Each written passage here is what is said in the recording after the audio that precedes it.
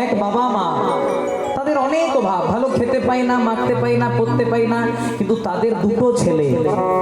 সেই বাবা মা দুটো ছেলেকে অভাব বুঝতে না দিয়ে আজকে মানুষের মতো মানুষ করেছে। ছেলেগুলো বড় হয়ে গেছে, এখন বড় বড় কোম্পানিতে চাকরি করে আর আমেরিকাতে ফ্ল্যাট নিয়ে ভাড়া আছে। 1 বছর 2 বছর করতে করতে 3 বছর পেরিয়ে গেল, কিন্তু ছেলেগুলো আর বাড়ি ফিরে এলো না।